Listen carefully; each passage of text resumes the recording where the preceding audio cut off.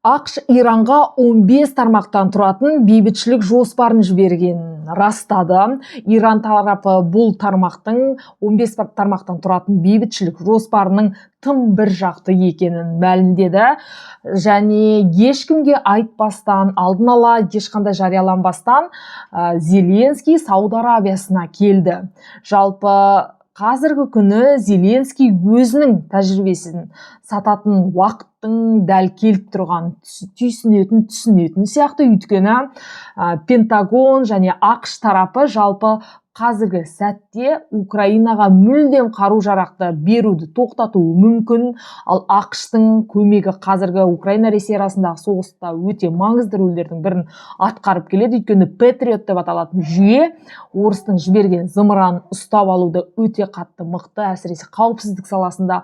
Сондықтан Украина талай жылдан бері өзінің дрондарды ұстап алатын, сондай қорғаныс жүйесін жақсартып алған. Сондықтан қазір Иран, Израиль, ақш арасындағы соғыста Парсы шығанағындағы елдерге өзінің тамаша тәжірибесін сатуға асық сияқты Зеленский.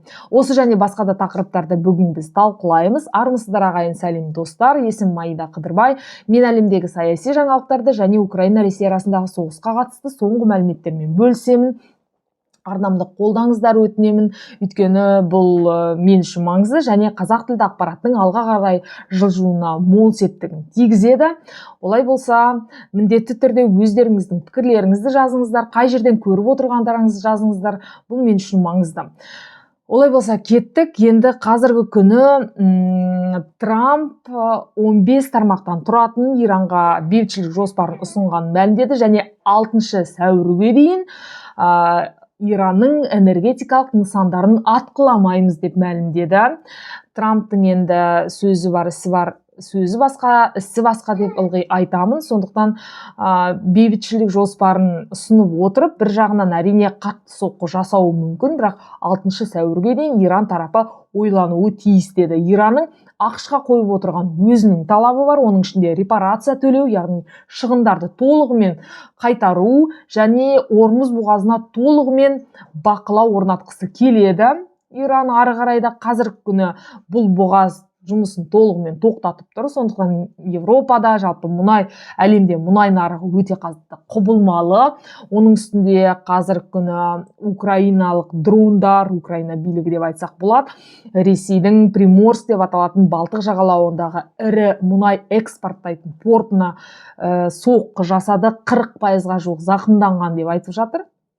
Сондықтан экспорттық потенциалы өте қатты түсті ресейліктердің. Әрине Ресей тарапы да украиналықтардың бейбіт тұрғындарына және қаланың қақ ортасына Украинаның рухын, Украинаның халқының еңсесін қатты түсіретін соққыларды да жасап жатыр.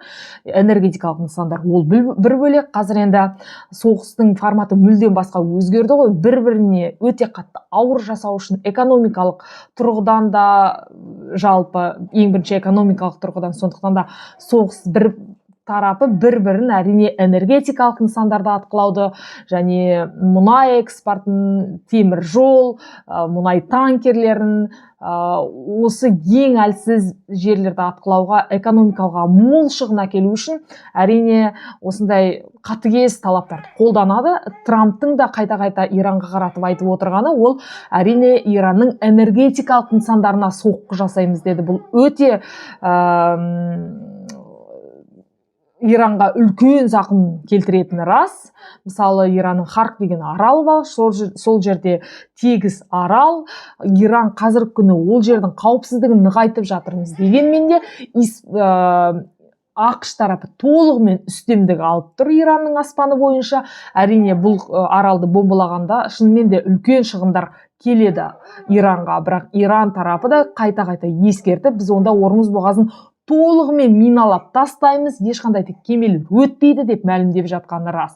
Және ақшпен бейбіт келісімге келу үшін Иранның ең басты талабы репарациядан бөлек әрине осы бұғазды толығымен Иранның тарапына беру және бұдан кейін, осы соғыс аяқталғаннан кейін, бәлкім бұл бұғаздан ары бері жүру үшін кемелер жаңағы Иранға ақша төлеуі де мүмкін. Иран осындай да қазір өзінің экономикасын көтеру үшін бәлкім осындай жаңа тәртіп орнатуы әбден мүмкін. Әрине бұл бағалардың өсіміне әкеледі, өйткені соғысқа дейін Ормұз бұғазы толығымен жұмыс істеп тұрса, қазір енді Иран, ақш, Израиль арасындағы соғыс аяқталып, Иран өзінің экономикалық жағдайын көтеру үшін бұл Ормұз бұғазына толық үстемдік алған жағдайда ол әрине бұндай саясат енгізуі әбден мүмкін. Енді Трамптың мәліметі бойынша 6 сәуірге дейін ақш тарапы Иранның энергетикалық нысандарын атқыламайды, және бір жағынан ақш өзінің құрлық әскерін, 10 мыңға жуық құрлық әскерін осы таяу шығысқа қарай жібергені туралы мәліметтер бар, және Ұлыбританияның алып кемесі Томагавк деген зымырандары бар алып су кемесі де осы Ормұз бұғазына жақындап қалған туралы ақпарат расталған. Демек, Америка бірқатар ескертуі мүмкін, бірақ соңында ірі және ауыр соққылар беруі де мүмкін. Енді бұны уақыт көрсетеді. Қазір енді Зеленскийге тоқталып өтсем, қазір Зеленский Сауд Арабиясына келді. Қазіргі күні әрине Пентагон және осы Иран мен ақш арасындағы соғыс салдарынан Украинаға Американың қаруы жетпеуі мүмкін. Оны Пентагон анық ескертті.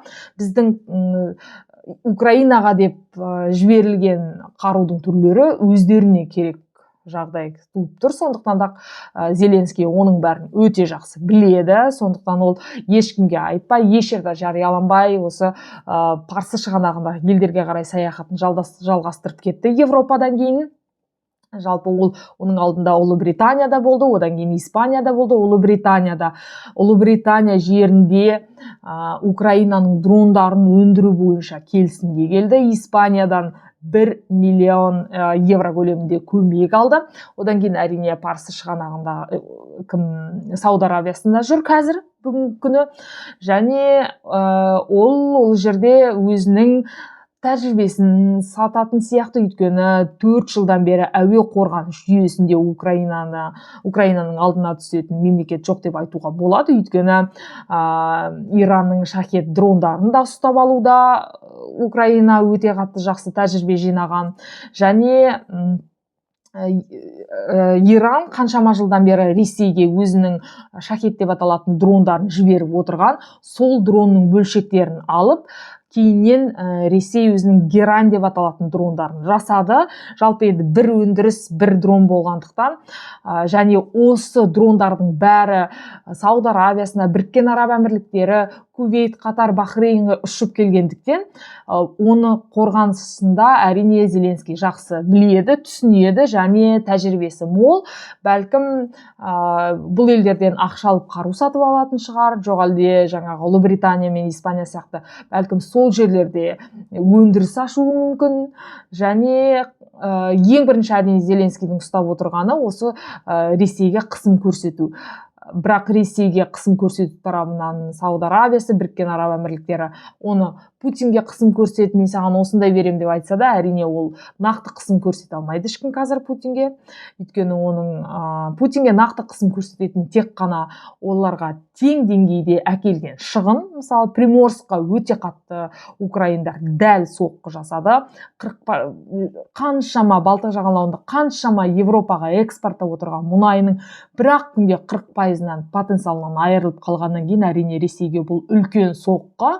Дей тұрғанмен де Зеленский осы Сауд Арабиясынан өзінің тәжірибесін сатып қару алу жағы көбірек деп ойлаймын, осылай сараптаймын. Өйткені бәрібірге Украинаға қару керек, ал бұл қаруды тек Израильден немесе ақштан сатып алуға болады. Өйткені Израильде, Америка құрама штаттары да қару жасау жөнінен әрине әлемде нөмір 1 деп айтсақ болады. Қытайдан да қатты озып тұрған деп ойлаймын, өйткені қаншама қарудың түрлері, мол қарудың түрлері, оны тәжірибесі бар деп. Израильдің тәжірибесі қаншама, әсіресе радарларды өндіру, оның ішінде F-35 деп аталатын, мысалы, жойғыш ұшағының өзі қандай. Оның бағасы әрине 200 миллион долларға дейін жетуі мүмкін. Сондықтан мықты қарудың бәрі ол мықты ақшаны ақшаға сатылатыны белгілі. Және Иран тарапынан тағы да бір қызық мәлімдеме жасалды. Олар Ормұз бұғазынан Испания кемелерінің өтуіне кедергі келтірмейміз дегенді айтты. Өйткені Европаның ішіндегі жалғыз осы Испанияға Иранның бәрібір де көзқарасы басқаша. Өйткені соғыс енді басталған кезде Европаның ішінде Иран алғашқы болып, ақш-қа қарата біздің қаруымызды Иранға қарсы соғыста қолдануға тыйым саламыз деп мәлімдеген еді. Жалпы Испания осылай жариялаған Европадағы алғашқы елдің бірі, бәлкім соған байланысты. Әрине Иранның қазір Испанияға қарата бүйрегі осылай оң жаққа қарай бұрылып отырғаны рас. Ал енді бейбіт келісім жоспарына келетін болсақ, бұны 15 тармақтан тұратын бейбіт келісімнің Иранға жеткізілгенін арнайы Уитков деген өкілі ақштың растады. Иран тарапы әрине бұның барлығын өте қатты бір жақты деп мәлімдеді. Өйткені бұл жерде негізгі Иранның қойып отырған талабы ескерілмеген мәлімдеді. Жалпы бұл бейбіт келісім жөнінде айтатын болсақ, Украина Ресей арасындағы да бейбіт келісім талай жылдан бері талқыланып келе жатқан мәселе. Ол жерде мысалы Ресейдің сұрап отырғаны миға қонбайтын дүние. Сол сияқты Ресей тарапы да айтады, Украинаның сұрап отырғаны миға қонбайтын дүние. Яғни бұл бейбіт келісім өте қатты сондай нәзік тақырып деген айтуға да келмес. Бұл өте көп сұрақтан тұратын, қаншама жылдар бойы талқыланып келетін, тіпті көптеген елдер осы бейбіт келісімге аяғына дейін шынымен де жетпейді. Өйткені әр тармақ бойынша жылдар бойы салғыласып, жылдар бойы кереғар пікір білдіріп өтуі мүмкін. Мысалы, Украина арасындағы соғыс тоқтату үшін Ресейдің талабы Зеленский Мәскеуге келуі тиіс. Енді бұл миға қонбайды, ешқашан Зеленский Мәскеуге бармайды мысалы. Және енді Донбасты беру жөнінде ол мәселе бір бөлек, бірақ Зеленскийдің Мәскеуге шақырғаны ол тіпті миға қонбайтын дүние. Сонымен Украина Ресей арасындағы соғысты да ары қарай және Иран Израиль ақш арасындағы соғысты да біз бақылап отыратын боламыз. Арнамнан алыстамау үшін жазылып алыңыздар, комментарий күтем және келесі кездескенше деймін.